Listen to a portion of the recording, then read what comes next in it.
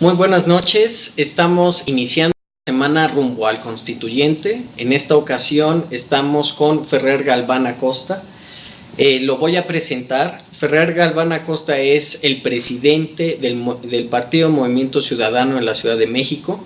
Él nació en la Ciudad de México en 1977, estudió la carrera de Ciencia Política en la Universidad Nacional Autónoma de México y es orgulloso padre desde 2004.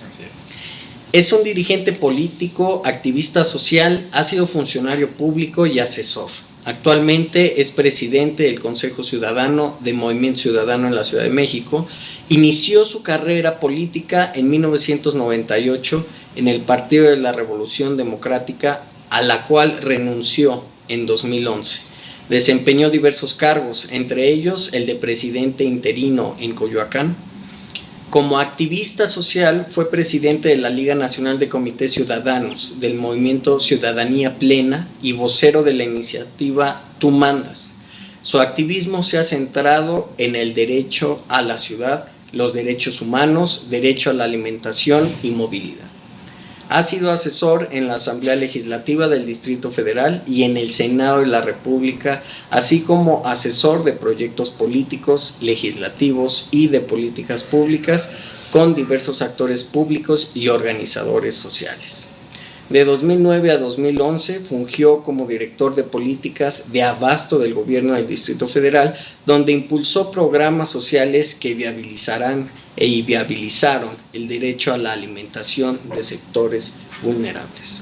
En 2012 fue nombrado secretario nacional de Movimientos Sociales de Movimiento Ciudadano, responsable de construir agenda común con organizaciones de la sociedad civil y los grupos parlamentarios y gobiernos emanados de Movimiento Ciudadano.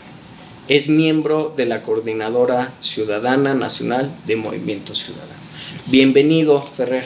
Muchas gracias. Mucho gusto. Pues más que nada la inquietud aquí es conocer las propuestas de Movimiento Ciudadano. ¿Cuál es su plataforma programática de propuestas? ¿Qué diferencia a Movimiento Ciudadano de los otros partidos? Bueno, es un buen tema para empezar. Mira, primero nosotros no nos concebimos como un partido, entonces yo creo que esa es una primera gran diferencia. Okay. Pero partimos de que la Constitución de la Ciudad de México y la Asamblea Constituyente es un momento axial dentro de la historia de la ciudad. Es un momento en el que podemos repensar la Ciudad de México y en el que estamos encaminados a construir un nuevo proyecto de ciudad. No queremos decir que lo que hasta ahorita hay en la ciudad sea malo, solo decimos que ya es un buen momento para evolucionar. Ha habido cosas muy buenas en la Ciudad de México en los últimos 20 años, pero también ha habido cosas terribles. Este gran foro que va a ser la Asamblea Constituyente nos va a permitir reflexionar y construir un nuevo andamiaje legal, una constitución, nuevas leyes que primeramente ratifiquen los logros sociales y ciudadanos y segundo, que impidan que se generen los vicios nuevamente. ¿Qué hacemos nosotros? Muy concretamente en el tema de las alcaldías. Nos parece a nosotros que es quizá uno de los cambios más profundos e inteligentes que pueda tener la Constituyente, la Asamblea Constituyente y la Constitución en sí misma, porque va a permitir la pluralidad. Hasta hoy, los que vivimos en la Ciudad de México, hemos padecido, porque no se puede entender de otra manera, hemos padecido gobiernos que ni siquiera son gobiernos. Es decir, los gobiernos delegacionales ni siquiera tienen un formato de gobierno, no tienen una razón de ser en una estructura de la administración pública y sin embargo tienen el suficiente poder para manejar presupuestos públicos, para representar a la ciudadanía, pero no tienen equilibrios. Todos los municipios del país tienen regidores, tienen un cabildo y tienen otros instrumentos de participación ciudadana y social que los regulan. La Ciudad de México ha sido, dentro de esta excepción que ha sido la Ciudad de México, las delegaciones son o dan cabida a pequeños feudos de poder político. Es decir, ya ni siquiera tiene que ver con el partido político que gobierna. son unas familias, un grupo de personas dentro de cada delegación los que se han adueñado y toman decisiones sobre el presupuesto público, que son los impuestos de todos nosotros, que es lo que nosotros aportamos al gobierno para que el gobierno nos haga una vida más llevadera, una vida más digna, y nosotros lo notamos cuando salimos a las calles, que nos encontramos que no, ese dinero no está trabajando para nosotros. Es más, ni siquiera sabemos en qué está trabajando el dinero de las delegaciones. Te lo encuentras en estos momentos, en las elecciones. Ahí sí, hay dinero porque lo reparten por aquí y por allá, generan clientelas políticas. Nosotros creemos que la Constitución de la Ciudad de México debe abrirse a una pluralidad en las delegaciones. Tiene que haber cabildos. Desde la Constitución General, desde la reforma política, se aprobó que hubieran concejales. Estos consejos que se van a aprobar, tenemos que dotarlos de pues una estructura, o más bien funciones, una estructura de funciones que les permitan regular al poder. Un poco rusoniano para hablar un poco, claro, ¿no? De ciencia política. De ciencia política. ¿Cómo se regula el poder? Desde el pueblo, porque el pueblo es el generador del poder en sí mismo. Los concejales podrían servir, primera, como una especie de auditoría superior en las delegaciones. ¿Por qué? Porque son plurales, porque van a estar de todos los partidos políticos. Se tiene que, nosotros proponemos, a lo mejor es un poquito complejo decirlo, pero proponemos que la asignación de los concejales sea por representación proporcional pura. ¿Cuál es la diferencia entre la otra representación proporcional que existe? En los estados, en los municipios de los estados, el que gana, el alcalde que gana, entra con más de la mitad de los regidores. Pues eso pues prácticamente le garantiza que se apruebe la cuenta pública y los gastos que realice. Sin embargo, nosotros proponemos que todos los que tengan alguna representatividad reflejada en las urnas, en las elecciones de alcalde, tengan representación en el consejo. Y esta pluralidad va a permitir que se regulen las finanzas, principalmente, que se regulen a quienes nombran en los cargos. También proponemos nosotros que desde el puesto más pequeño de la administración pública, desde el jefe de unidad departamental de una alcaldía, de cualquier delegación, hasta el jefe de gobierno, pueda ser revocable. Esto lo proponen todos los partidos políticos. Nosotros lo vemos como una esperanza, porque si todos lo están proponiendo, quiere decir que va a estar reflejado en la Constitución que se va a promulgar el 5 de febrero del año que entra. Pero nosotros sí lo estamos haciendo, nosotros sí lo creemos. Donde gobierna Movimiento Ciudadano, por ejemplo, gobernamos más de 50 municipios en el país, principalmente en Jalisco. Donde gobernamos nosotros, todos nuestros alcaldes se someten a un proceso de revocación de mandato a la mitad del periodo. Nosotros decimos, todo debe ser revocable, todo nombramiento. En el caso de las delegaciones, los consejos deben tener instrumentos en el que puedan pedir la renuncia a alguien y que sea efectiva, y que la ciudadanía misma pueda participar en ese proceso de destitución de los funcionarios que no están funcionando, como dice la frase, ¿no? Si no funciona, que se vaya. Proponemos incluso que eso llegue hasta la jefatura de gobierno. Yo te lo digo con toda honestidad. ¿Qué alcalde, o más bien, qué delegado de la Ciudad de México, de los 16, gobiernan 4 partidos en la Ciudad de México, 4, las alcaldías? ¿Qué delegado resistiría un proceso de revocación de mandato? Sí. Yo creo que a lo mejor habrá quien sí, pero ¿quién lo podría hacer si los instrumentos le impidieran que él llevara a cabo pues actos proselitistas? Porque obviamente si bajan con todo el dinero, pues a lo mejor se compran su ratificación. Necesitamos legislar en ese sentido. Preguntémonos quizás si el jefe de gobierno resistiría ahorita un proceso de revocación de mandato. Más aún, algunos funcionarios de la Administración Pública del Distrito Federal, secretarios, medio ambiente, transporte, bueno, que ahora se llama movilidad, gobierno, si resistirían que de verdad la ciudadanía los califique y decidan si se van o se quedan. No lo sabemos. Pues yo creo que en algunos casos no lo resistirían. No lo sabemos. Pero no lo sabríamos nunca si no creamos instrumentos de participación ciudadana que lo permitan. ¿Por qué es bueno? ¿Por qué es benéfico? Porque si ahorita no lo resisten es porque nadie los puede revocar. El jefe de gobierno, los delegados y los secretarios del gabinete local y la estructura gubernamental de las delegaciones, pues saben que nadie los puede quitar. Entonces no tienen por qué cumplir ningún criterio de ética, ningún criterio de confiabilidad. No sabemos ni siquiera cómo se etiquetan los recursos dentro de la propia delegación.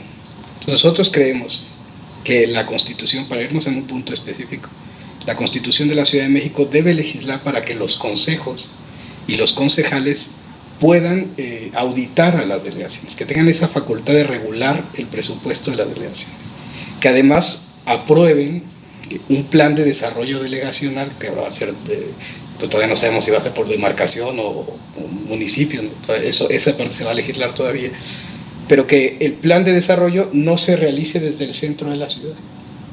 Hasta ahorita estamos viendo este enorme problema que es el boom inmobiliario.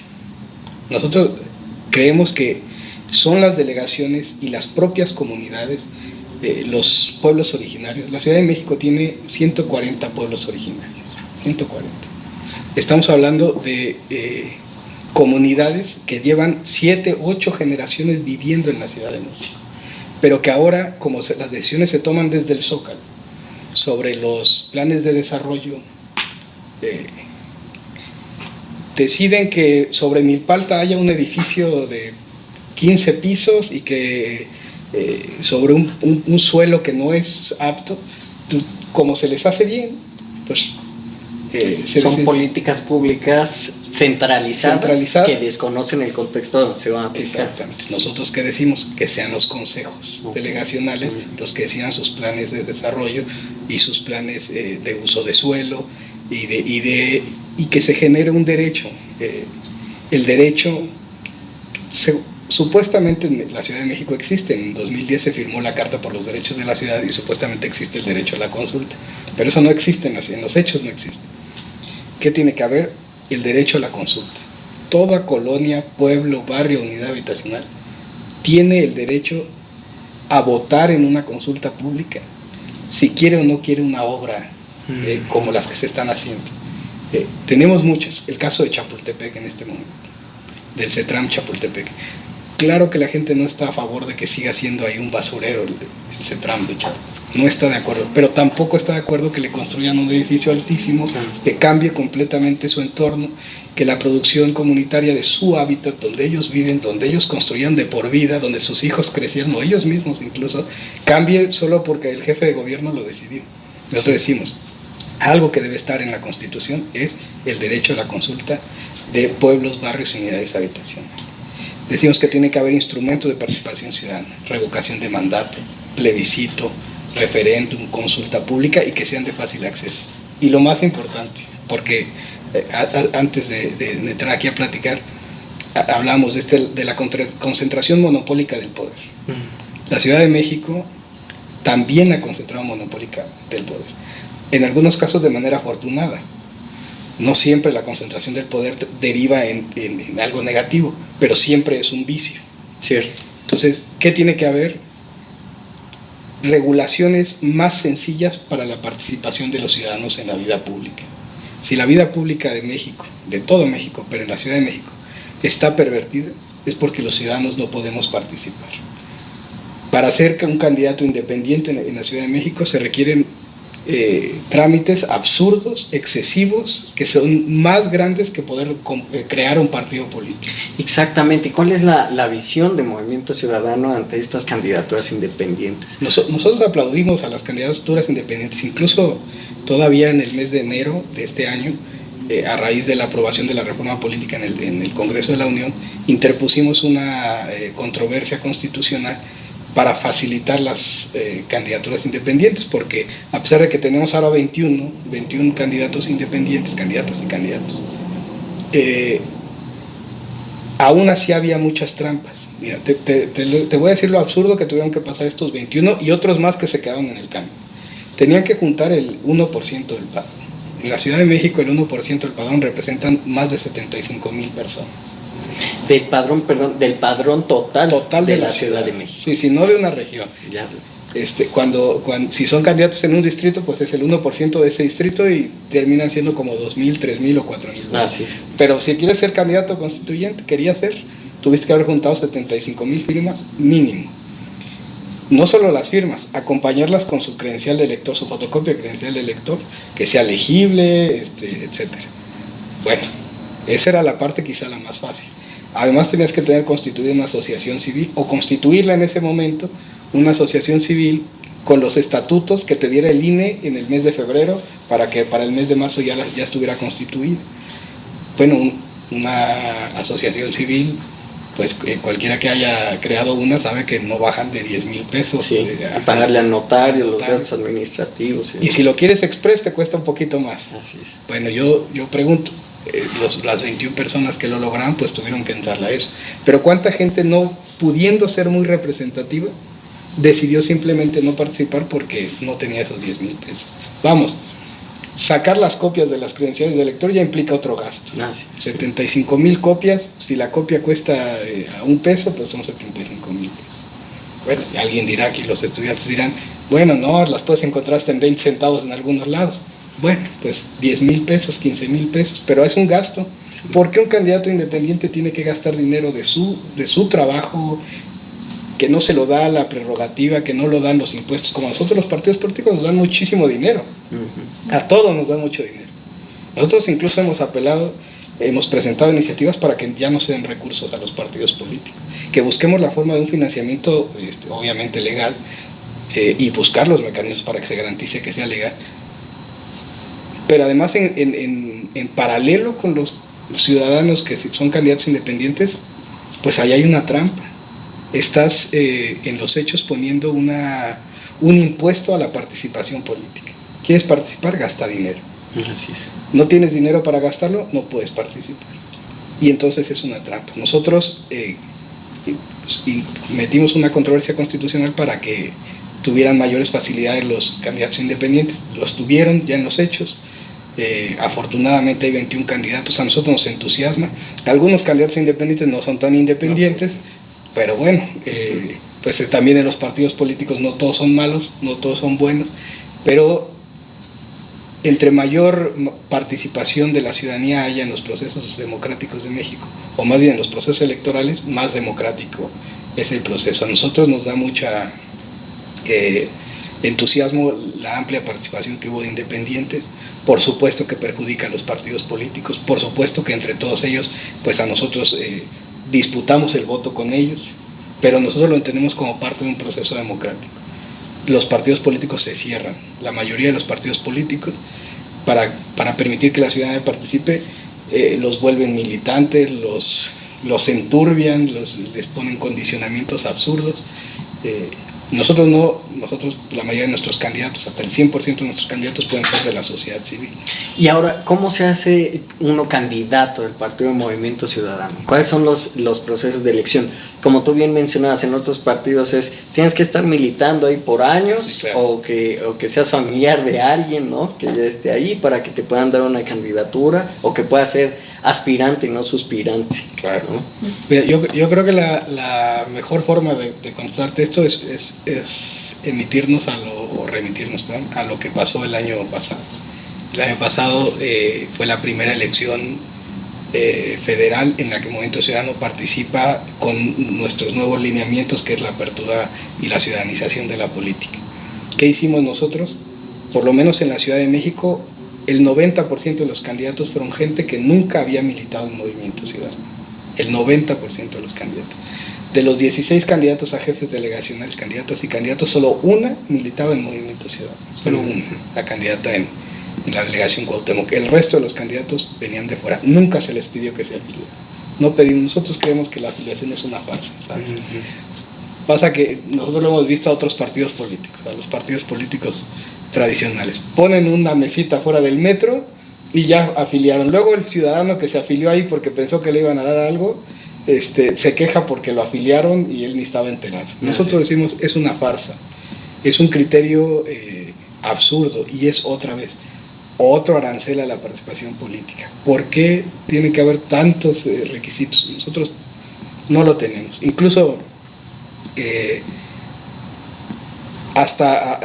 abrimos el total de las candidaturas. O sea, nuestro estatuto dice que hasta el 100%. Cuando nosotros modificamos nuestro estatuto, incluso el INE nos dijo, o sea, nos puso por escrito de que no podíamos modificar nuestros estatutos para que el 100% de nuestros candidatos fueran externos. Y nos decíamos, ¿por qué no? O sea, porque eso viola los derechos de los militantes. Pero si nosotros los militantes queremos eso, ¿por qué no lo podemos hacer? Y entonces afortunadamente no lo permitieron. En algunos estados, pues hemos ido prácticamente con el 100% de candidatos externos. Pero en algunos otros lados, como el caso de Nuevo León, por ejemplo, aunque llevamos un candidato que era externo, que era Fernando Elizondo, al final nosotros también entendimos que el proceso social que estaba viviendo en ese momento Nuevo León necesitaba un cambio profundo y trascendente, y por ese Movimiento Ciudadano retiró a su candidato en favor del candidato independiente, que es el Bronco, Jaime Rodríguez. Es decir, nosotros lo que tratamos de hacer es dar lectura a la ciudadanía, leer a la ciudadanía, qué es lo que quiere. Porque a lo mejor lo que nos conviene a nosotros no necesariamente es lo que le conviene a la ciudadanía. ¿De qué nos serviría a nosotros tener un 5% de los votos en una elección si la ciudadanía está pidiendo un cambio en Veracruz? Si la ciudadanía está pidiendo un cambio en otros lados. Tenemos que saber leer. Nosotros abrimos totalmente. ¿Qué se necesita? Pues nosotros lanzamos una convocatoria, la subimos a las redes sociales, incluso la publicitamos ampliamente, y los ciudadanos se inscriben. De manera, no solo se inscriben, también los operadores políticos dentro del Movimiento Ciudadano, pues hacemos una revisión de la ciudadanía que está participando, organizaciones sociales, organizaciones civiles y muchos candidatos independientes.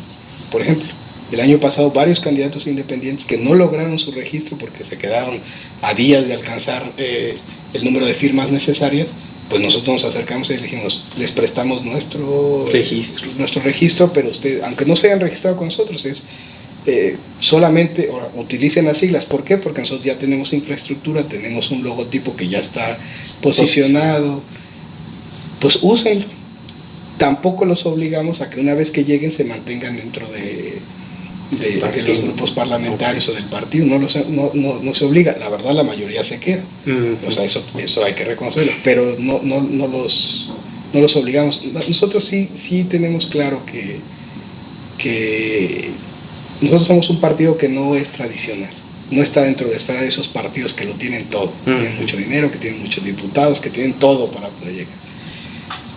Y creemos nosotros que así como padecemos nosotros dentro de la política, si nosotros padecemos que también recibimos recursos, que también tenemos acceso a los medios de comunicación, que tenemos figuras reconocidas, nos es difícil posicionar temas, meter iniciativas en el Congreso, crear políticas públicas, pues a la ciudadanía es peor. Y ahora que aspiran a ser constituyentes y no van a recibir ninguna remuneración a cambio, cabe mencionar. Eso es un gran triunfo, ¿a poco no? Así es. No, nosotros estamos encantados con eso, porque ahí era un espacio donde se iba a posicionar otra burocracia que no le sirve para nada. Otro gasto corriente para la Ciudad de México. Afortunadamente no, aunque va a haber algunos gastos y habría que revisar. Papelería, pues los servicios propios que se generan durante el proceso legislativo, y hay que revisar de dónde sale y cuánto nos cuesta, porque esta Constitución prácticamente ya va a llegar hecha. Vamos a discutir ideas. Cuando se discuten ideas, no se necesita mucho dinero. Quien necesita dinero para defender sus ideas es que está perdido. ¿No? Ahora, tú lo has dicho, se va a reconfigurar la Constitución, ya la mayoría está hecha, ¿no? ¿Qué va a aportar Movimiento Ciudadano a la nueva Constitución de la Ciudad de México? ¿Qué va a ser un cambio sustancial? Quizás alguna reforma innovadora para una ciudad de vanguardia como es la nuestra. Claro. ¿Ustedes qué innovación piensan adoptar? Bueno, mira, es complicado porque nadie va a descubrir el hilo negro. Ya existe. Esta Constitución quizá vaya a ser la más moderna del país. Quizá vaya a ser la más moderna de muchos. Depende mucho de las mayorías legislativas de esta Asamblea Constituyente, depende mucho. Nosotros más bien creo que vamos en defensa de este criterio de ciudadanización de la política. Queremos la mayor participación. Una propuesta que estamos haciendo nosotros es la creación de la Contraloría Ciudadana. ¿Qué es esto? La Contraloría actualmente la nombra el jefe de gobierno. Es como el caso que vimos con Virgilio Andrade y el presidente Peña Nieto. Pues ¿cómo va verdaderamente a regular alguien que depende incluso salarialmente del jefe? ¿Cómo lo va a regular Virgilio Andrade Peña Nieto? Bueno, ¿cómo va a regular un contralor al jefe de gobierno que lo nombró? Es hasta... se genera otro conflicto de intereses. Si yo investigo a mi jefe y lo culpo, pues soy traidor. Claro. Entonces, ¿qué queremos? ¿Un funcionario traidor o un funcionario honesto? Entonces a lo mejor es algo, un dilema muy absurdo en el que no debemos poner a los funcionarios. ¿Qué debe haber? Verificadores ciudadanos, contralores ciudadanos, que la Contraloría sea un poder externo, que se nombre de manera paritaria entre los tres poderes de la Unión, que haya equilibrio entre los tres poderes en el caso de la Ciudad de México, no que la nombre el jefe de gobierno. Eso ha impedido una verdadera revisión de la corrupción en la Ciudad de México. Es un grave problema. Tú como ciudadano puedes acercarte a la Contraloría y decir, mira, este cuate está robando, yo lo vi. Y entonces cuando llega el Contralor dice al jefe de gobierno, oye, mira, cacharon a nuestro amigo. ¿Lo investigo? No. Sí. Llévatelo en un rato, ¿no? Y después tú como ciudadano te vas a cansar. Necesitamos nosotros Contraloría Ciudadana, entonces proponemos Contraloría Ciudadanas. Queremos nosotros implementar un punto dentro de la Constitución de la Ciudad de México que establezca el criterio de que todo mecanismo de transporte público o concesionado por el gobierno de la Ciudad de México a un particular sea, pues decimos lo que es transporte verde, pero más bien que sea sustentable. Es decir, ya basta de microbuses, ya basta de que quitas el microbús y pones el metrobús y de todas maneras contamina. Este enorme problema que tenemos en la Ciudad de México es porque tenemos un parque vehicular de transporte público y transporte concesionado que es exageradamente contaminante. No vamos a poder cambiarlo, no vamos a poder mejorar el medio ambiente si seguimos que desde el gobierno somos los principales contaminadores. Eso tiene que cambiar, pero no lo va a cambiar el jefe de gobierno. Tienes que obligar al próximo jefe de gobierno desde la Constitución a que sustituya en un periodo de 5 años todo el transporte público. Vas a hacer una nueva concesión que sea eléctrico. Vas a hacer una nueva concesión que implique la transformación constante del parque vehicular. Esa es una propuesta que nosotros creemos que debe ir desde la Constitución, no desde las leyes que esas se modifican cada rato. En la Constitución que no se va a poder modificar tan fácilmente. Proponemos nosotros el derecho a la información. ¿Qué significa eso? Derecho al acceso a la información, que venga desde la Constitución de la Ciudad de México, que establezca que todo ciudadano tiene derecho a acceder a la información y que cuando esta información se encuentre dentro de plataformas digitales, el ciudadano tenga derecho a acceder a las plataformas digitales de manera gratuita. Porque es otra vez lo mismo que decíamos hace rato, si participar políticamente tienes que pagar dinero para eso, pues no puede ser que para informarte también lo tengas que hacer. Y ahora que lo mencionas, por ejemplo, existe últimamente muchísima apatía de la ciudadanía frente a los partidos políticos. Ya son instituciones quizás en decadencia, ¿no? La gente ya no cree, los jóvenes principalmente ya no forman parte de grupos sociales y demás, ya no militan los jóvenes, ya no tienen una creencia, una ideología definida. Es una juventud un tanto perdida, y la digo perdida en el sentido ideológicamente, ¿no? Sí. Ahora, Movimiento Ciudadano, ¿tú crees que puede hacer una diferencia en cuanto a la participación ciudadana? ¿Cómo combatir esta apatía que se está presentando? Es una apatía que se presenta debido a que no tienes los mecanismos regulatorios para la participación ciudadana, o es una cuestión de que está desencantada la sociedad con el quehacer público.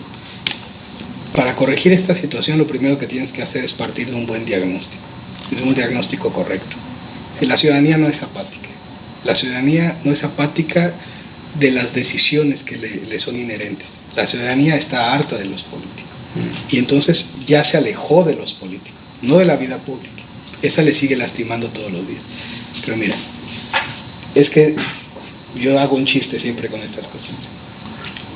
No hay nada peor que un político. En serio, eso piensa la ciudadanía, que no hay nada peor que un político. Cierto. Es cruel, tú estudiaste política pública. Y entonces imagínate, estudiaste algo que no hay nada peor en la ciudad. Pero sí hay algo peor que un político. Y es dos políticos juntos. Porque ya no sabes ni que cuando ves dos políticos juntos, algo están tramando. Pero hay algo todavía peor, que son muchos políticos juntos. Y eso es un partido político. Y entonces la gente, yo recuerdo que cuando discutíamos alguna vez este asunto de la frase que dice la letra con sangre entra, alguien me decía esa visión de educar es equivocada, porque la gente ya no ve Los niños no ven un libro lleno de historias, sino ven un libro lleno de sangre porque me golpea. Pues pasa lo mismo con los políticos. Si la gente cree que el político es lo peor, cuando ve un partido político no ve un grupo de personas que pueden generar oportunidades, no, ve un grupo de corruptos. Entonces voy a mirar hacia otro lado donde no haya tanto corrupto, por lo menos voy a ver a uno solito, allá manda. Entonces este diagnóstico hay que entenderlo. La ciudadanía está alejada, no solo los jóvenes, toda la ciudadanía está alejada principalmente porque ha sido una decisión de los políticos de siempre. Entre más lejos la ciudadanía, más fácil que no se den cuenta de lo que están haciendo. Es una decisión. Lo malo es que la ciudadanía ha caído en esa trampa y se aleja, pero ha venido recobrando fuerza la ciudadanía. Mira. Nosotros, ¿qué proponemos en el caso de los jóvenes? Hay que iniciar a los jóvenes en la política, no en la política partidaria, no en la grilla, no en todo esto, no. En involucrarse en la vida pública, en las decisiones públicas, incluso en las más inmediatas, en la del bache, en la de talar un árbol, en la de cuidar el medio ambiente, en la de la movilidad, en la de sus derechos inmediatos. ¿Cómo los involucran? Nosotros partimos de una idea, ejercicios democráticos. Hemos nosotros propuesto que voten desde más jóvenes, no en un asunto de involucrarlos en discusiones que son pues hasta agrias para los mayores de 18, sino con el fin de que entiendan que la participación es lo más efectivo para cambiar las cosas. Mira, nosotros nos hemos encontrado en las calles en esta elección, por ejemplo, que la gente nos dice, es que miren, el delegado hizo esto, el jefe de gobierno hizo esto, y este cuate hizo esto, y esto es terrible, y este bache, y esta movilidad, y la contaminación, y no queremos el hoy no circula, y las fotomultas, todo. La gente se queja, pero luego le preguntamos si vas a votar y dice no. Así es. ¿Cómo lo va a cambiar entonces esta persona? ¿Cómo quiere que cambie? Y nos dicen, cámbienlo ustedes, nos lo han dicho. Pero ¿cómo? Pero, si, pero si no vas a votar por nosotros. Claro. ¿Y por quién sí van a votar? Por los que compraron el voto, por los que hicieron estas políticas públicas. Necesitamos cambiar eso. Y son los jóvenes, al final de cuentas, el sector más importante en la Ciudad de México, que tiene la enorme capacidad de transformar. A mí me gusta mucho el nombre de la escuela, porque es transformar el gobierno. No es nada más, es transformarlo. El problema de México es que ya tenemos un sistema caduco, que ya no comprenden los jóvenes, no lo comprenden. Es ajeno a los jóvenes este sistema. ¿Qué tiene que hacer? Cambiarlo. Hay cosas que han ido cambiando poco a poco porque hay jóvenes que ya se involucraron en la toma de decisiones y ya lograron transformar algunas cosas. A mí me gusta mucho, por ejemplo, el programa Ecobici. A mí me parece que es un programa maravilloso. Bueno, fue alguien que con una idea innovadora que la logró hacer dentro del gobierno, que se metió y lo logró. Lo que me parece es que ya se estancó. Necesitamos que Ecobici llegue a toda la ciudad. Expandirla. No tienen Ecobici afuera del TEC de Monterrey. Así es. Vamos a mandar pedirlo. Vamos a pedirlo para la UNAM. No hay en Ciudad Universitaria Ecobici, no hay en el Poli Ecobici, no hay en la UAM Xochimilco ni en la UAM Azcapotzalco, no hay en ningún lado. Totalmente. ¿Por qué no llega a las universidades? ¿Cómo queremos que cambie que mejore el medio ambiente si a los jóvenes los seguimos condenando a los automotores contaminantes? No, es lo mismo. Queremos que cambie el sistema político, queremos que cambie la forma en la que se toman las decisiones, necesitamos que los jóvenes se involucren en otra forma de hacer política. Nosotros hacemos eso. Nosotros creamos espacios de participación política, por ejemplo, un ejercicio que hacen mucho los jóvenes en Movimiento Ciudadano. Nosotros tenemos la oportunidad, todos los partidos políticos tienen la oportunidad de recibir un presupuesto que debe destinarse a la capacitación política de los jóvenes. La mayoría de los partidos tradicionales, si no es que todos los partidos, si no es que todos, agarran el dinero y dicen, júntame al hijo de no sé quién, a la hermana de no sé quién, a los jóvenes que ya están dentro del partido, y ponen a sus dirigentes políticos a darles una clase a los jóvenes. Y dicen, ya los capacitamos. Sí. Pero seguramente los capacitaron de cómo comprar un voto, cómo dar una despensa, no sé en qué los capaciten. Nosotros lo que hacemos es vamos a las universidades. El dinero que nos da, el presupuesto que nos da el Instituto Electoral, lo llevamos directamente a las universidades y les decimos, contratamos una serie de ponentes de derechos humanos, de derechos de equidad de género, de todo lo que sea. No gente de Movimiento Ciudadano, gente externa a Movimiento Ciudadano, y que capacite a los otros jóvenes que no militan en el Movimiento Ciudadano. Porque los que militan en el Movimiento Ciudadano se van a empapar ya de todo esto al final. Claro. Porque ya decidieron que van a hacer una carrera política. Pero y los otros jóvenes, los que no lo decidieron, los compañeros de estas universidades que dicen, yo no voto. Ahora, esta transformación en la participación pública, en el quehacer político, dime algunos ejemplos que haya sucedido en los municipios que ustedes ya gobiernan.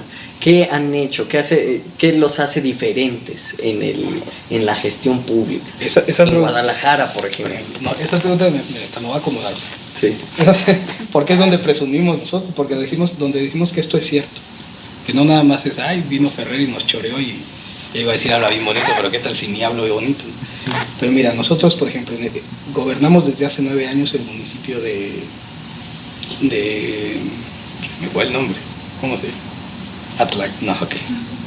Tlajomulco, ya ves que Tlajomulco de Zúñiga, en Jalisco. Lo gobernó Enrique Alfaro, que es actualmente el alcalde de Jalisco, lo gobernó, llevamos 3 periodos gobernando. Una de las cosas que a mí más me ha gustado que han hecho ellos es el primer paso de fauna de América, de toda América. ¿Qué es un paso de fauna? Sí, porque yo tampoco. Sí. Y por eso a mí me gusta, porque no se trata nada más de innovar en la ciudad, no se trata nada más de innovar en Jalisco, pero en realidad en todos lados ya se hace así. ¿Qué es un paso de fauna? Nosotros hemos sido invasivos, como humanos, hemos sido invasivos de un hábitat que no era nuestro. Vamos y ponemos una ciudad donde hay un bosque y nos vale si por ahí pasa. Y luego nos encontramos con que atropellan a un venado y dicen, qué bruto venado se atravesó por la carretera. Pues no, pues que por ahí pasabas por generaciones y trae ahí pues implantado ese que por ahí debe ser su migración, pues, ¿no? Lo que hizo el gobierno de Tlajomulco fue colocar un puente verde completamente y que los carros pasen por abajo y que los animales tengan por dónde pasar, en lugar de que sea en lugar de priorizar a los autos, priorizar a los animales. Esto se ha hecho en muchos países del mundo, en Europa, sobre todo en Oceanía, pues donde hay una fauna muy grande, pero México es un país de una fauna muy grande. Ahí nosotros hicimos eso. ¿Qué otra cosa hicimos? En todos los municipios donde gobierna el Movimiento Ciudadano, en todos, tenemos mecanismos de participación ciudadana. Todos los gobiernos que han salido del Movimiento Ciudadano se han sometido a la revocación de mandato. Todos. Afortunadamente nos ha ido bien. Pero nos ha ido bien porque nos atrevemos, porque la ciudadanía te califica bien cuando te atreves a hacer este tipo de cosas. Es un riesgo. Nosotros sabemos que en algún momento, si un alcalde no la está haciendo y se somete y lo quitan, va a golpear a todos los demás alcaldes del país. Pero es un riesgo que tenemos, que queremos enfrentarnos. Hicimos, por ejemplo, somos mayoría en el Congreso de Jalisco. Creamos la ley de participación ciudadana en Jalisco, a pesar de que el gobernador no quería. ¿Por qué? Porque ahora la ciudadanía puede juntar sus firmas y decir, no quiero que suceda esto. Y ya han revocado varias cosas. Por ejemplo, la ciudadanía se movilizó para detener el aumento del transporte público que había hecho el gobernador, porque ya tenía mecanismos de participar. Aquí en la Ciudad de México, la ciudadanía se moviliza para que no suba el transporte público y el jefe de gobierno se voltea para otro lado. Sí, así es. Y no hace simulación de participación ciudadana, miente, pero nosotros estamos logrando eso. Sobre todo en ese sentido, ¿qué hacemos nosotros? Gobiernos transparentes. Este es lo más importante. Los gobiernos de Movimiento Ciudadano, y esto lo puede revisar, sobre todo con las organizaciones de transparencia y sobre alcaldes que hay en todo el país, son los gobiernos más transparentes. ¿Qué hacemos? Que todo esté en internet. Ahora es muy fácil. Es que antes era de que tengo que buscar en el archivo a ver si es cierto que me gasté este dinero en no sé dónde. Nosotros subimos toda la documentación a internet, nuestros alcaldes, subimos las licitaciones, en algunos gobiernos incluso se toma video y en vivo se dan las subastas para las licitaciones, porque es la mejor forma de gobernar. También es cierto que no toda la ciudadanía está al pendiente y quisiéramos que estuviera más al pendiente, pero de todas maneras ahí está. Cualquier ciudadano que quiera pues encontrar algo malo, va a tener, meterse, aunque sea un poco difícil, pero puede estar supervisando de manera permanente a un alcalde, un ciudadano, sin pasar por contralorías, y después meterse a las contralorías. Tenemos una gran ventaja en Movimiento Ciudadano, no gobernamos hasta ahorita ningún estado, y entonces las contralorías que nos auditan a nosotros son las de los gobiernos de los otros partidos, y no nos han, a pesar de que somos muy públicos, no nos han encontrado nada. Eso es lo que nosotros queremos imprimir aquí en la Ciudad de México. Reconocemos que es muy difícil para nosotros en la ciudad gobernar delegaciones, porque aquí justamente ganan los partidos que tienen, pues más que grandes, que tienen una gran capacidad de movilizar su voto duro, una gran capacidad económica además. Nosotros, pues como no le entramos a ese rollo de las despensas, pues nos es un poco más difícil. ¿Qué queremos nosotros? Que la Constitución los obligue. Lo que no podemos hacer nosotros por voluntad, pues que lo hagan las leyes, que además es mejor.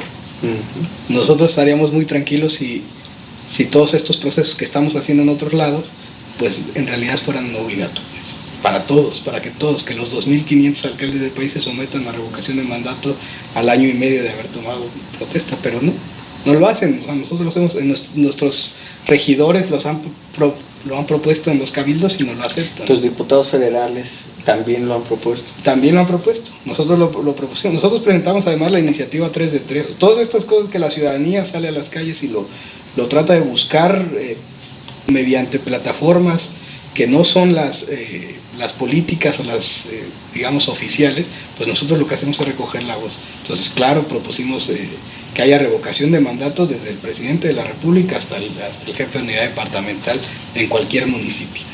Todos los niveles de gobierno, que se implante el cuarto nivel de gobierno en todos los estados y municipios, es decir, la participación directa de los habitantes y ciudadanos a través de un gobierno comunitario que decida presupuestos, lo que se llama aquí el presupuesto participativo, que haya partidas presupuestales en las que el propio ciudadano decide en qué se gasta, porque luego, por ejemplo, aquí existe, pero está secuestrado.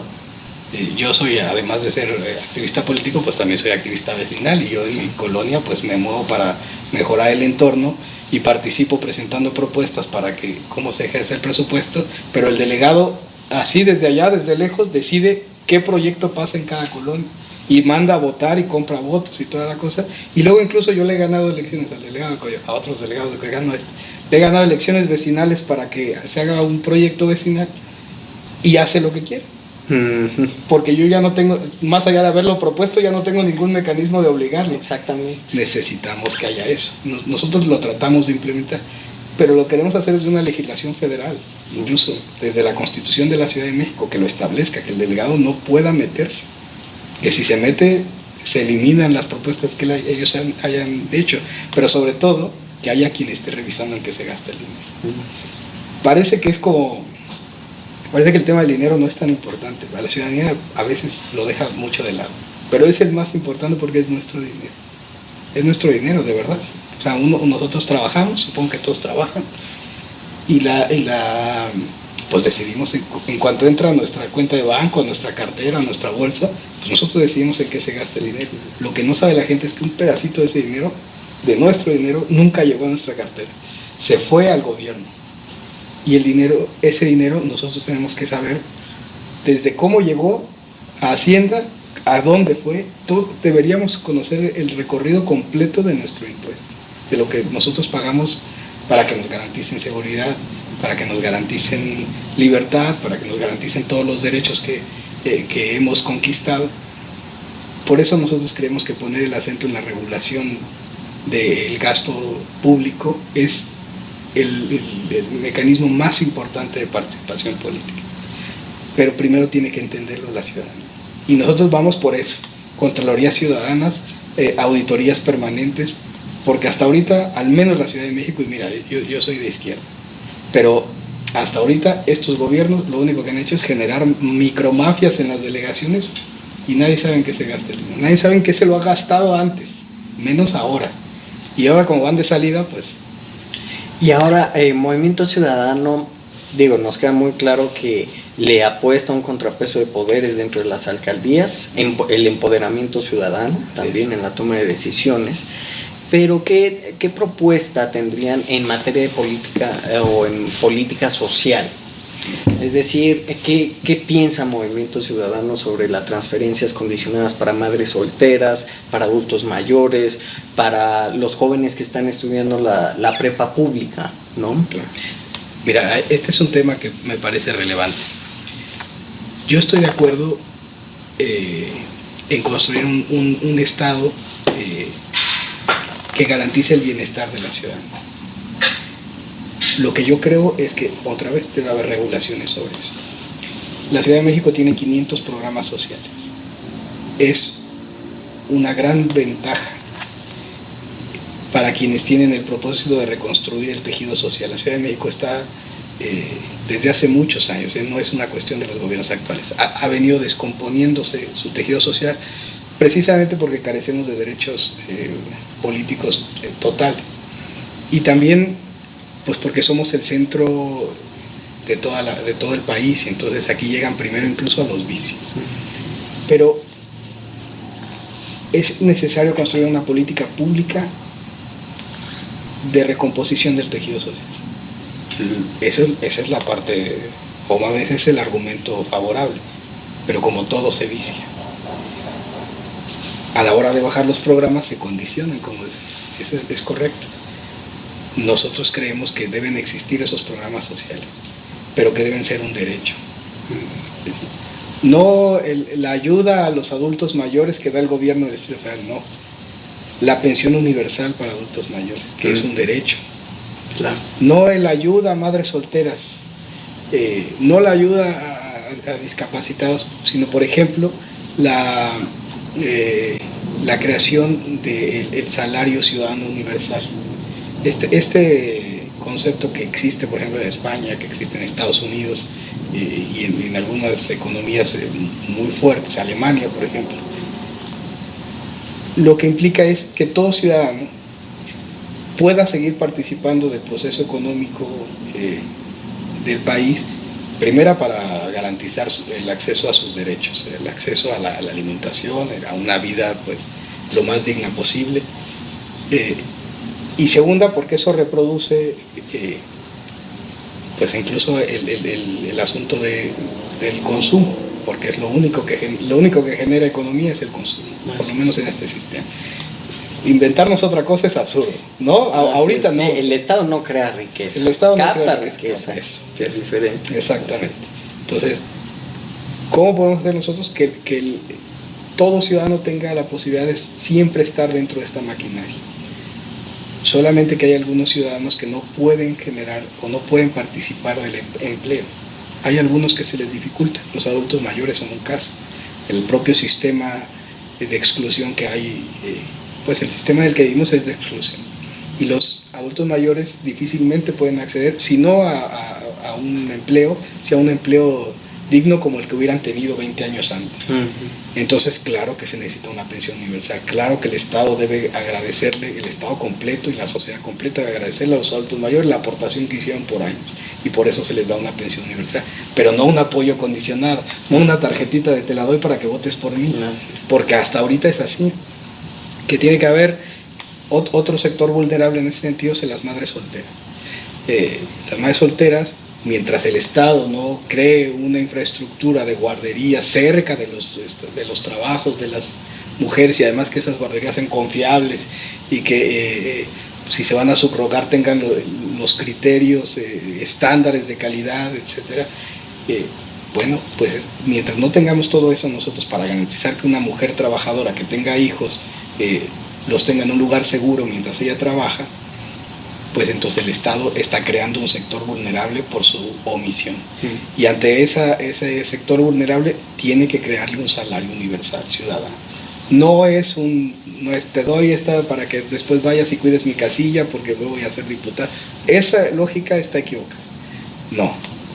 Tienes acceso a eso solo por el hecho de ser ciudadana y por cumplir con estas características que son una omisión del Estado. Ahora, ningún programa social debe ser, todos los programas sociales deben ser obligatorios y universales. Todo el mundo debe poder acceder a ellos si cumple con ciertos criterios. Pero ninguno debe ser la única salvación para el individuo. Y ahí es donde está el problema. tenemos programas de desarrollo social, pero no pasan de reconstruir dentro de la sociedad, pero no hay un programa de desarrollo humano. ¿Qué nos hace falta a nosotros? Nos hace falta que esa persona no solo se quede en lo que le está dando el gobierno, sino pueda mejorar como ser humano, que pueda acceder a una vida diferente, que pueda subir en el escalón y no simplemente quedarse con los 800 pesos, 1000 pesos que les dé el gobierno, porque si no se estanca. ¿Cómo? Generando empleo incluyente, generando condiciones sociales y condiciones de integración social mucho más profundas que el solo hecho de dar dinero. Por ejemplo, en el caso de Noruega, los adultos mayores están vinculados a otra necesidad social. Es decir, sí los necesitamos. Se hace un estudio y dicen, los adultos mayores pueden realizar actividades, por ejemplo, en jardines. No que los pongas a podar árboles y subirse, que es indigno además, para eso debe haber. Pero sí hay el suficiente tiempo que tiene un adulto mayor, es decir, puede ser productivo para ellos mismos y para la sociedad sin que los tengamos que desechar. Si tú los invitas a cualquier adulto mayor a ser parte de un proceso en el que vamos a mejorar las áreas verdes, los entornos, a tener una comunicación más cercana con el medio ambiente, lo van a hacer porque además, ¿quién más sino una persona que ha llegado, pues ha vivido 80 años, 70 años en una ciudad, puede amar tanto una ciudad como ellos? Igual nosotros la amamos, pero ellos ya de verdad han creado un arraigo. Tienes que construirle esos mecanismos que participen en un entorno comunitario. Lo que pasa es que aquí, otra vez regresamos, el gobierno es lejano, es muy lejano a todos, a la sociedad, es lejano incluso al análisis profundo de las cosas. Dice, tenemos adultos mayores, son improductivos, dales dinero.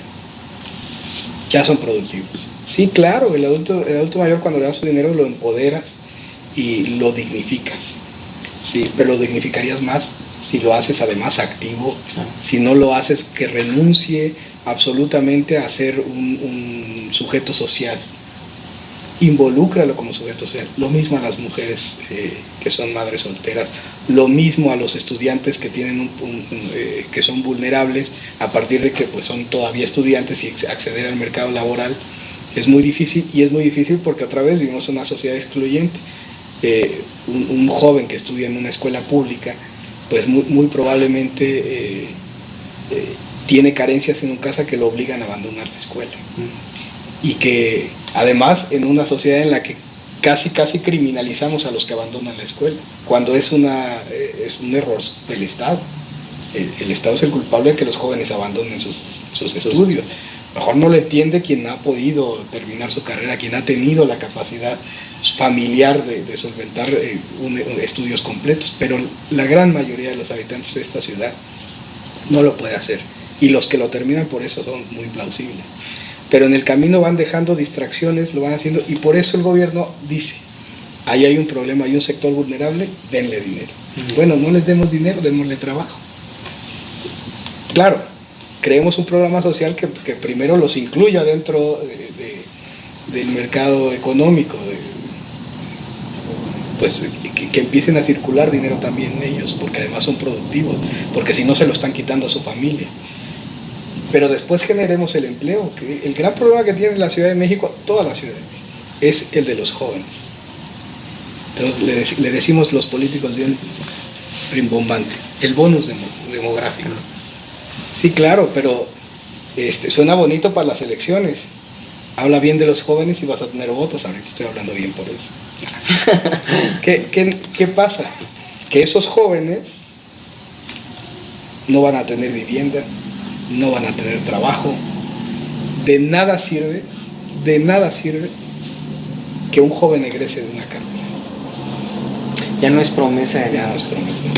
Hay una desvinculación entre la academia y el sector productivo tan acentuada que los chicos que egresan de la UNAM, del POLI, de la UAM, sufren muchísimo porque no pueden acceder al mercado laboral, aún teniendo maestrías quizás, o luego hasta doctorados, ¿no? Bueno, eso es más. A ver, tú eres doctor. Sí. A veces es todavía más complicado los que llegan a los posgrados porque pasaron más tiempo en el aula que en el mercado laboral, y entonces es más fácil que un técnico que medio se movió antes.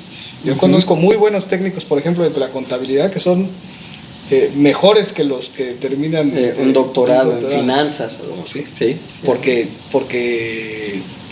llevaron años ejerciendo. Y ese es un grave problema que tiene la ciudad. Está desvinculada la productividad de la ciudad con la materia prima de la productividad, que deben ser los trabajadores, que deben ser la fuerza de trabajo. Sí, pero el sector académico es el núcleo de todo eso, de ahí se dispara. Y es eso.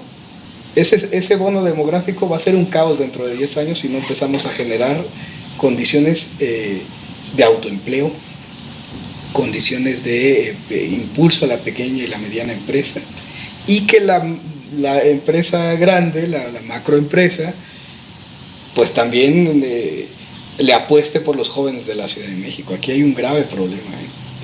Le apuestan por mano de obra barata, o a veces hasta ni mexicana. Y en la Ciudad de México, ustedes lo pueden ver cómo va creciendo esta ciudad. El gobierno desde hace algunos años le ha apostado por centros comerciales como su hit máximo, y ahí sí se llenan de trabajos para los jóvenes. Pero pues un doctor en política pública, pues ni modo que esté vendiendo detrás de un Cinépolis, sí, claro, ¿no? Y este chico que está detrás de Cinépolis, ni modo que ese sea su objetivo de vida. Tenemos que, ya dije marcas, no debería haber dicho, pero bueno, de un cine. Pero ya esta persona lo estás forzando a abandonar su carrera, y entonces no le estás generando un futuro. Los programas sociales deben ser un piso, algo así como lo que justo se llama en otros lados el piso parejo. Es decir, que todos empecemos parejos. Algunos tenemos la ventaja de haber nacido con ciertos beneficios familiares, qué bueno, pero otros no. Otros vienen de familias muy descompuestas, de familias muy empobrecidas. Yo creo que la pobreza no es culpa de los pobres, es culpa de que se tomaron decisiones equivocadas. Y nacer en una familia pobre, pues prácticamente te ancla a seguir ahí de por vida, ¿no? Necesitamos construir un piso parejo, que todos tengan la oportunidad, accediendo todos a la educación, que esa educación te lleve hacia un futuro, que te lleve a un proyecto de vida, y que una vez que tú decidas tu proyecto de vida, tengas acceso a tus derechos que vienen en la Constitución. Tenemos derecho a la vivienda, sí, pero no tenemos forma de obtenerla. El 60% de los habitantes de la Ciudad de México yo creo que la mayoría vive rentando. Y a veces no es un asunto solamente de que, pues, es que no tuviste dinero. A veces el simple hecho de que ya no hay ni qué comprar, porque también las inmobiliarias pues se dedican a rentar porque es más productivo para ellos, sí, y es un negociazo la renta, y entonces el 60% rentamos. Y entonces no es cierto que tenemos derecho a la vivienda, ¿no? Totalmente. Tenemos derecho a desearla quizá, pero no a tenerla. Entonces todos estos jóvenes del bono demográfico se van a enfrentar con una realidad. Por eso que yo creo que los programas sociales sí son buenos, siempre y cuando cumplan con dos criterios. Primero, que sean constitucionales, para que nadie te los cante, para que no te los estén condicionando. Y segunda, que aunque sean o que estén institucionalizados, que un individuo que accede a esos programas sociales también tenga otros mecanismos para que en algún momento pueda salir de ahí, que no se quede solo en los programas sociales, que no se quede aquí, pues me está manteniendo el gobierno, como dice el dicho, pues que mantenga el gobierno. Sí, que te ayude el gobierno, que te ayude el Estado mexicano, porque es su obligación, pero ¿y después? Después el Estado tiene que poner los puentes que te transiten hacia la vida productiva y te generen una vida digna.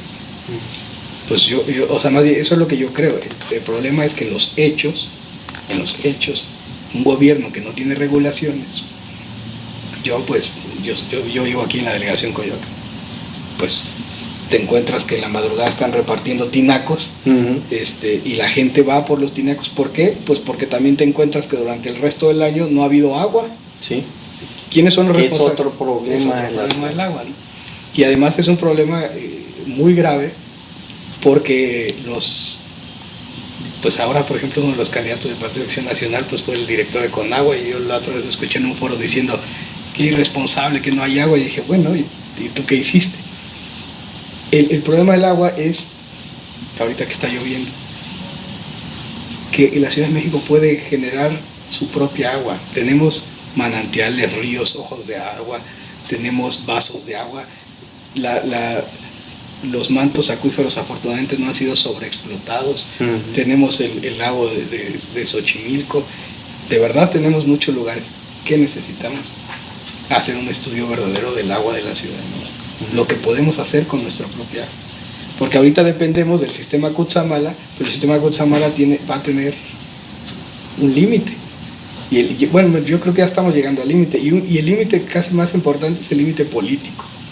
Es decir, en el momento en que el Estado de México y el gobierno federal quieran cerrarnos la llave, nos la van a cerrar. Y entonces nosotros tenemos que tener mecanismos de filtración, de purificación, de potabilización del agua que se genera en la Ciudad de México. Si llueve a cántaros, quiere decir que sí hay agua. A mí, ya no lo voy a decir porque nos están grabando, pero a mí me parece que también hay que cambiar los criterios en la forma en la que la sociedad utiliza el agua. Claro que hay dispendios y claro que hay cosas absurdas. Se usa agua potable para cosas que no se debería usar agua potable. Sí. Y entonces en otros lugares como en Iztapalapa y otros muchos lugares que hay carencia total de agua, pues mientras en delegaciones altas, por así decirlo, Benito Juárez, Miguel Hidalgo, Coajimalpa, pues tienen mucha agua y la utilizan hasta para lo que no debieran, en Iztapalapa no tienen. Entonces necesitamos generar un criterio ahí sí más central, una idea más inteligente que la que hemos llevado hasta ahorita, que el sistema Cutzamala y el reparto de agua en la Ciudad de México, pues lo tenemos desde que todavía había regentes, no ha cambiado nada. O sea, desde que el DF era un departamento donde mandaba el presidente, se decidió que el agua no la mandaban del Estado de México porque no pasaba nada, en lugar de buscar la forma de que primero recargáramos los mantos acuíferos y después utilizáramos el agua que hay en la Ciudad de México. Hay que cambiarlo. Porque si no nos viene una guerra brutal por el agua. Por el agua, por la escasez. Por la escasez. Otro tema interesante de la Ciudad de México es la informalidad, que es un gran caos cuando uno como ciudadano va al centro histórico, que quiere pasear, ¿no?, con su familia, que también ya se convierte en una alta contaminación visual, ¿no?, que agarran, que se cuelgan de los cables, que roban luz, etcétera, etcétera, que forman aproximadamente el 60% de la población económicamente activa a nivel nacional, que no tienen acceso a un sistema de previsión social. Que estamos en una ciudad en el que sí te piden un seguro vehicular si tienes coche, pero no te piden un seguro médico o que estés integrado a un sistema de previsión como un requisito básico, un requisito fundamental, ¿no? Esto es uno de los grandes triunfos que podría venir de la reforma política de la Ciudad de México, porque la Ciudad de México efectivamente ni siquiera tiene un sistema de salud propio, ni siquiera tiene un sistema educativo propio. Y ahí empezamos con los problemas, porque dependemos del sistema educativo y del sistema de salud federal.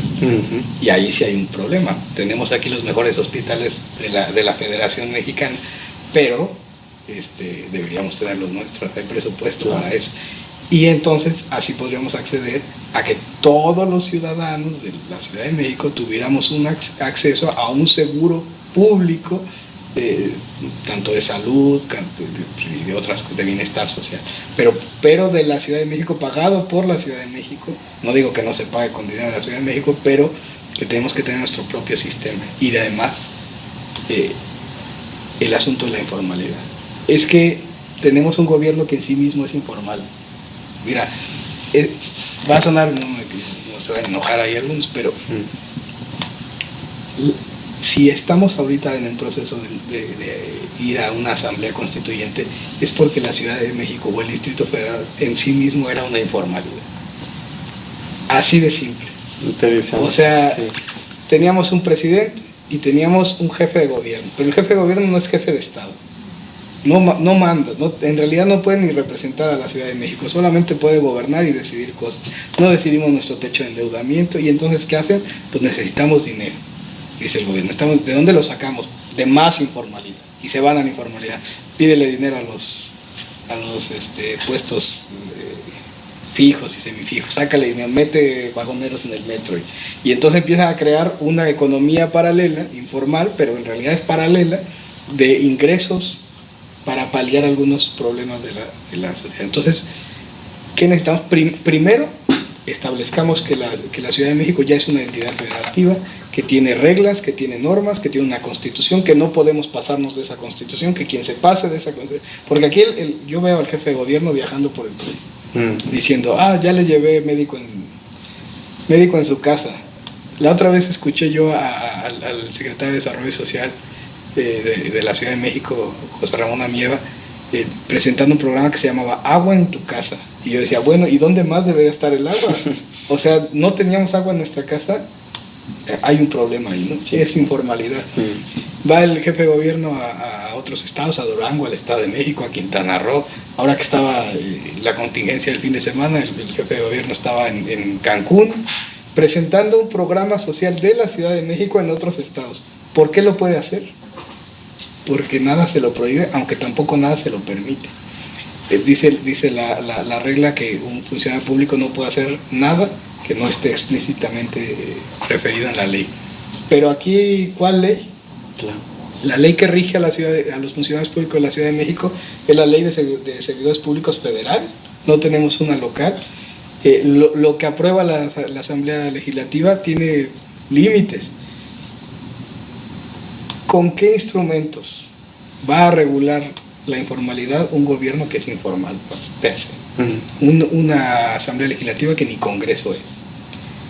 Un Tribunal de Justicia que todo lo puede decir no pasa aquí, me paro en la Suprema Corte. Tenemos limitaciones, cualquiera. Ese es el problema de la informalidad ya en las calles. Cuando tú llegas con un puestecito y le dices, oye, mira, te vamos a quitar de aquí porque te vamos a meter a la formalidad y queremos... Yo llevo aquí 20 años, ¿no? Y ya generé derechos y me amparo. Y tú ni siquiera eres tercero involucrado para que me puedas decir que no. Y entonces, ¡pum!, se acabó. Sí. Y entonces esa generó una mafia gigantesca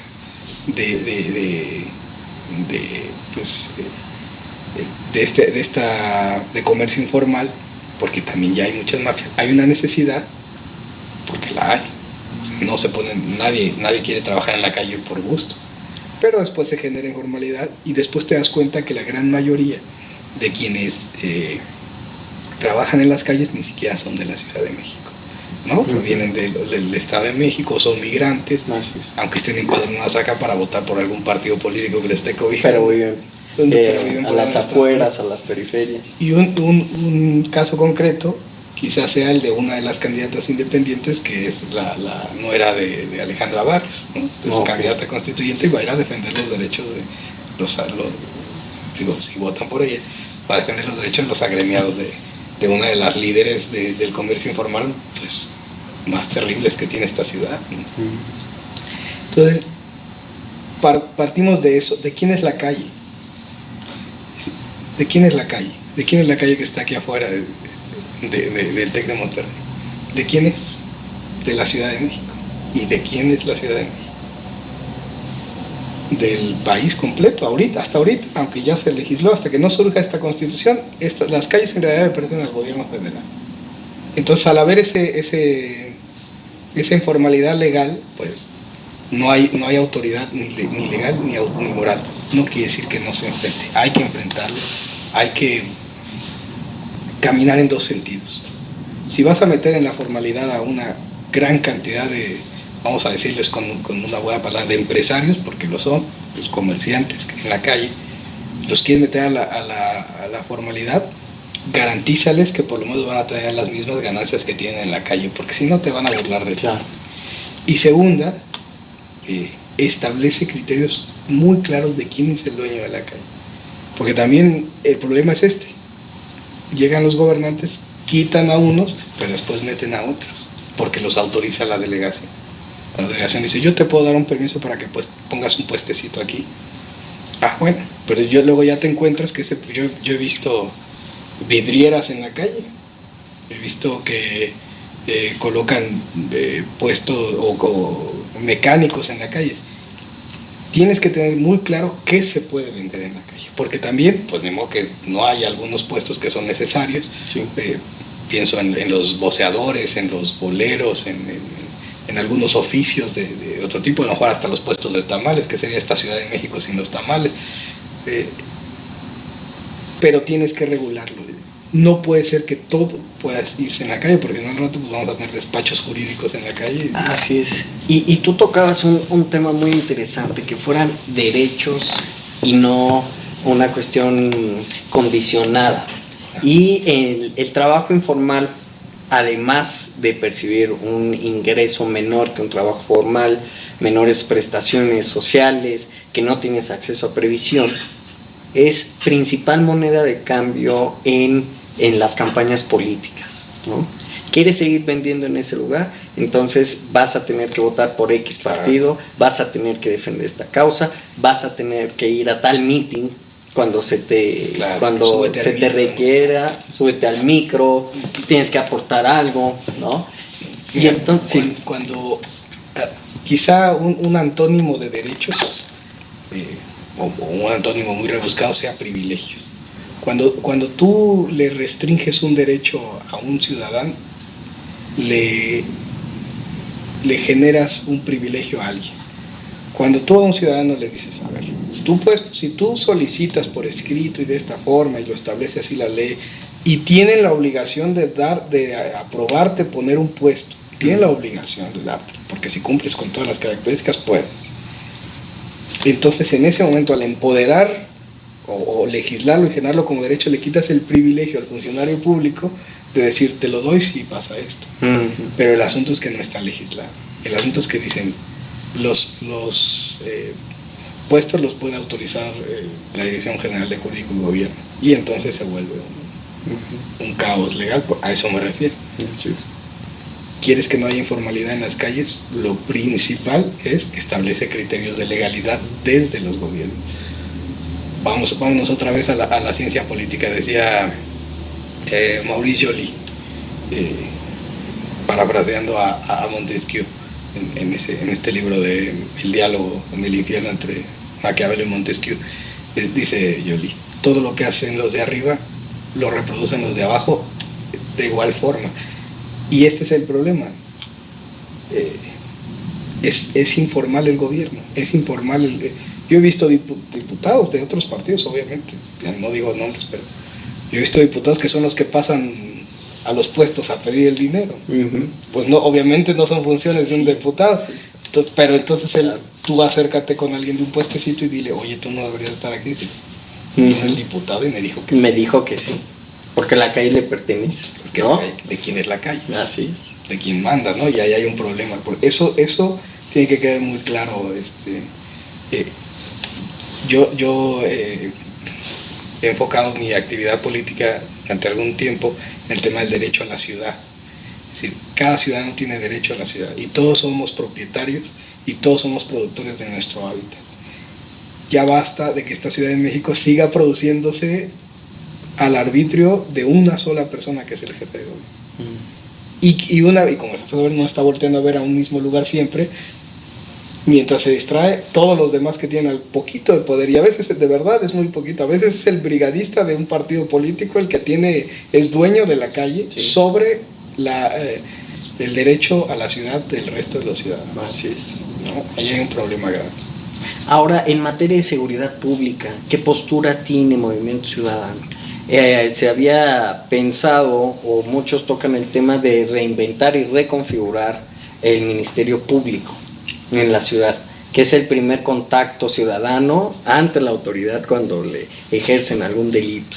En este sentido, Movimiento Ciudadano, ¿qué propondría en la Asamblea del Constituyente? Mira, yo te hago una reflexión.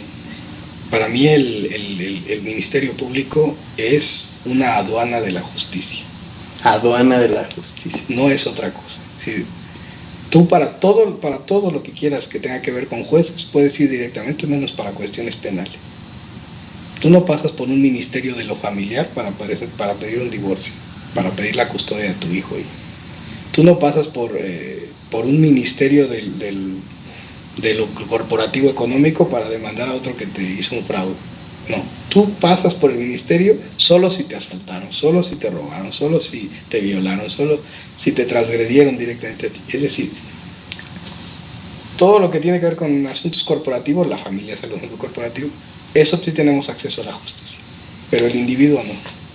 Es una aduana al Ministerio Público. Tenemos que repensar el Ministerio Público. Esto es una opinión personal, pero a mí me parece que debemos transitar hacia fiscalías directas del Poder Judicial. El Ministerio Público son representantes del gobierno, del Poder Ejecutivo, y es absurdo que exista. Es absurdo. Las fiscalías deben pertenecer al Poder Judicial, y el Poder Judicial tiene que tener facultades de investigación, porque el juez nomás lee. Nomás lee, está leyendo, y a veces ni él es su secretario de acuerdos. No tiene posibilidad de mandar a investigar para ver si es cierto, para verificar, y siempre depende del Poder Ejecutivo. Necesitamos que vayan a indagar, manden un trabajador social del DIF. Necesitamos un no sé qué, manden a la Procuraduría. Siempre es a través del Poder Ejecutivo, lo cual le retira independencia al Poder Judicial. Y si hay impunidad en México, y si hay inseguridad, es principalmente porque la gente no confía en el Ministerio Público. Claro que se tiene que elegirla. Nosotros creemos que además la seguridad pública es un tema que tiene que ver también pues va de la mano con la sociedad. O sea, no hay mejor forma de enfrentar la inseguridad que también enfrentando la gran problemática del rompimiento social que hay en la ciudad y de la impunidad. Toda inseguridad es producto de la impunidad. Toda. O sea, una persona que dice, yo me voy a ir a asaltar un banco porque no me van a agarrar, y si me agarran le doy una lana al ministerio y ahí me dejo, no pasa nada. La informalidad es la impunidad. Pero además tenemos que pasar hacia la otra parte que también significa la seguridad pública, porque los mecanismos de seguridad pública de la Ciudad de México son muy débiles con los delincuentes, pero muy duros con los grupos vulnerables. Son el tema de la discriminación. En los ministerios públicos y aún en los jueces hay un gran problema de discriminación al pobre, al joven, a la mujer, al discapacitado. Acabamos de ver un caso muy cerca de aquí, por cierto, del Soriana, de aquí de Miramontes, de un discapacitado intelectual que estaba en la cárcel solo porque Soriana quiso. Y porque le crearon ahí el delito de que había robado unas manzanas, y con eso lo involucran y lo meten a la cárcel. ¿Por qué? Porque no tenía forma de defenderse, porque estaba siendo discriminado. A las mujeres se les discrimina constantemente en el ejercicio de su acceso a la procuración de justicia. Constantemente, en todo, salvo en el caso de cuestiones familiares, de divorcios. En los demás casos se beneficia siempre al varón, siempre. Sí. Ahí hay un grave problema, es decir, pongámosle dientes sí a los jueces, o sea, pongámosle la capacidad a los jueces de investigar, de crear fiscalías propias del Poder Judicial. Pero del otro lado, creemos una estructura de derechos y de revisión de la discriminación para el acceso a la justicia. Si es difícil, como decía, de que los ministerios públicos son la aduana de la justicia de los ciudadanos, para ti y para mí, que somos ciudadano promedio de los que no somos tan discriminados, es decir, tenemos entre 25 y 45 años y somos hombres, a nosotros nos va bien. Si tú te sientes discriminado en el Ministerio Público, yo te digo, un chavo de 18 años que llega a decir me asaltó el taxista del 32, el chavo es el que va al bote, aunque él sea el asaltado. Si una mujer de 50 años va y dice me violó este chavo de 25 años, dice, ¿cómo cree a usted que la van a violar? Y discrimina a la mujer. Pero si es de alguna comunidad indígena, si es pobre, hay una discriminación impresionante. Tenemos que acabar. Para que haya seguridad pública, principalmente los criterios no pueden ser la discriminación, y hay mucha en la Ciudad de México. No se nota, a lo mejor no lo notamos, o no lo notan quienes toman las decisiones, que también son de este sector favorecido. Pero también hay un problema ahí muy grave. Las cárceles están llenas de jóvenes, y están llenas de jóvenes principalmente porque son discriminados. Ahora, ¿cómo luchar contra la discriminación? ¿Cómo promover la equidad de género, la diversidad sexual? ¿Tiene alguna plataforma definida Movimiento Ciudadano en este sentido? Sí, claro, bueno, esa es casi toda nuestra plataforma. Nosotros somos convencidos de que la mejor y más digna forma de cambiar la forma de participar en la vida pública es mediante mecanismos de empoderamiento hacia las mujeres, hacia los jóvenes y hacia todos los sectores que se consideren vulnerables, todos. Nosotros pues tenemos un criterio, por ejemplo, interno en Movimiento Ciudadano. La mitad de los cargos internos de Movimiento Ciudadano son ocupados por mujeres, la mitad. Le damos una mayor participación a los jóvenes. A veces es una tarea pendiente porque también implica que los jóvenes tengan una capacidad de participación que sea, pues, que beneficie al sector al que están representando, pero por supuesto que hay muchos jóvenes que están ahí en los órganos de dirección. Nuestras candidatas, la mitad son mujeres, la mitad son hombres y a veces hasta más, son más mujeres, porque nosotros creemos que también tiene que ver el principal impedimento a la participación de las mujeres es que son los hombres quienes deciden. Si nosotros lo que tratamos es de involucrar a más mujeres para que a la hora de que estén, tenemos 25 diputados, de los 25 son 16 mujeres, porque eso equilibra. O sea, regreso al Ministerio Público. Tú llegas al Ministerio Público y es hombre. Vas con el doctor, es hombre. Te subes a un taxi y es hombre. ¿No? En todo es hombre. Todo lo que tenga que ver con la vida pública de este país son hombres. Nosotros no nos sentimos tan vulnerados, pero las mujeres sí. Se enfrentan a una adversidad muy grande. ¿Y nosotros qué tratamos de hacer? Que en todo haya un rostro de mujer. Y que esa mujer se defienda. Y que esa mujer las defienda. O sea, no solamente las que... Nosotros, por ejemplo, en la planilla la encabeza una mujer, que es Estela Damián. Pero dentro de los primeros 10 números, digamos, de candidatos a diputadas y diputados constituyentes, por lo menos 3 son activistas por los derechos de la mujer, son feministas. Pues yo espero que también los demás y las demás, pero por lo menos que han desarrollado su vida pública a través de demandar los derechos de la mujer, por lo menos 3, y son mujeres pues muy respetadas pues dentro del sector.